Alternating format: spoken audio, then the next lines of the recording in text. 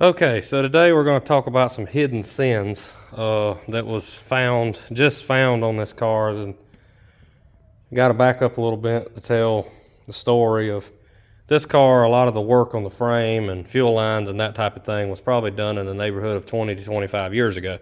This is 2023. Some of that work was done in the late 90s, early 2000s. That's how long this car has been off the road. So what I wanted to tell you, I don't know if it almost looks like the person done this for spite, because I can't figure out any other rhyme or reason why that this would have happened. Okay, this is the end of the big block size fuel line that's supposed to come through the frame rail and come out right here at the fuel pump. Now, for whatever reason, this car had a rubber hose that was coming out just like that, where it should have had a hose stopping about right here.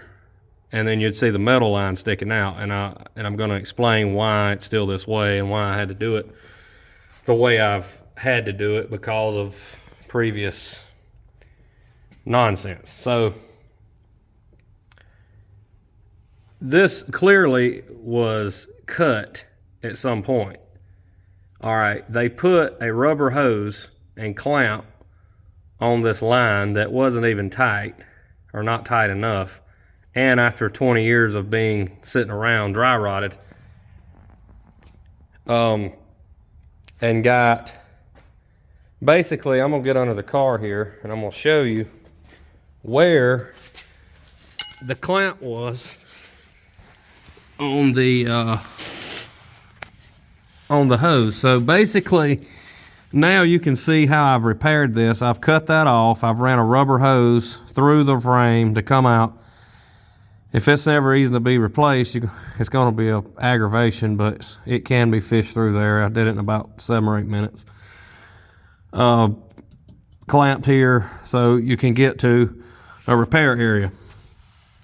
These fools had the clamp about right here up in the frame. There was absolutely no way possible to access this clamp to disconnect it and pull the rubber hose out. Why these fools put the cut a brand new fuel line that they ordered all those years ago that's supposed to go all the way through the frame, and it's bent and made to do so. Why they done that, and then the way they went about it, was just so lazy. And it almost looked like it was done for spite. It was like, okay, we're going to put this thing up in here. We're going to have a laugh knowing somebody years down the road is not going to be able to get to this leak.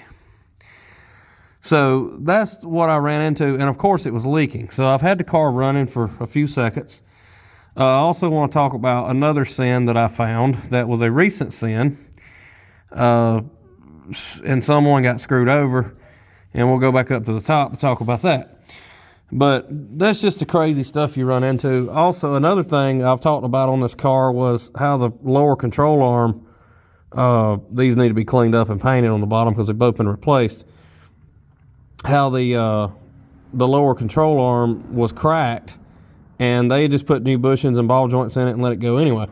So basically the whole front end had to be redone.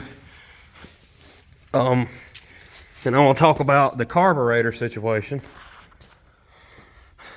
As I got this thing running, it was not pumping, the booster pump was not spraying any fuel into the carburetor. Well,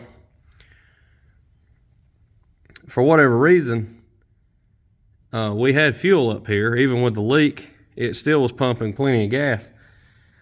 So that was a red flag. So I disconnected the, I'll show you on this other Quadrajet here.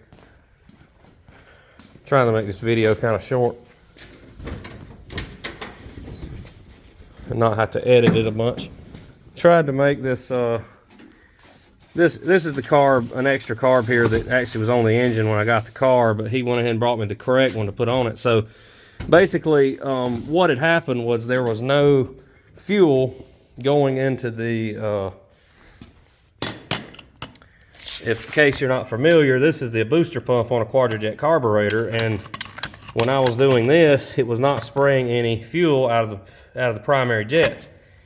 So I kept dumping gas in it, and it'd crank up and run for a few seconds and cut off. So I said, okay, well maybe they got the filter in backwards. So I took this fitting out. Everything was good about the filter, but I got this metallic substance on my finger. I'm like, what the heck is that? So then I'm like, everything looks good. So I went to screw this thing back in there and it wouldn't tighten up. What these jack butts had done is took some type of metallic hard stuff that gets hard, and it was soft enough to cut threads and actually tighten up one time. Once fuel hit that stuff, it melted it like butter. So someone sold this carburetor to my customer Jace as a ready-to-go bag of chips, all ready-to-go carb, and not this carburetor, but the one that's not on the engine right now, but sold a Quadrajet to Jace that had a problem with it. Not only the booster pump was bad, which seems to be a common thing on a lot of these newer booster pumps, going bad after, very little use.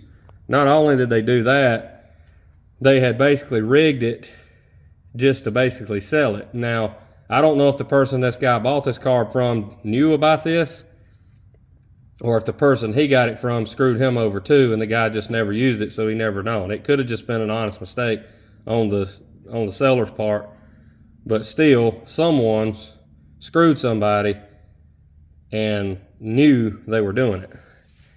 So, not good.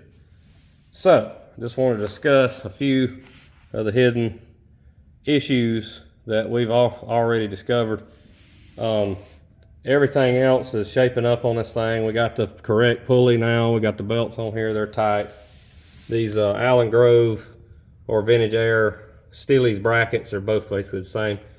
Are a good source to convert and change compressor and alternator sides, but with the aggravation of having to worry about clearances and stuff, if you're not worried about stock original, I'd recommend going with a serpentine system. And from now on, that's what I'm going to recommend. But with that being said, thanks for watching. We'll see you next time. If you haven't subscribed to the channel, please do so. Signing off.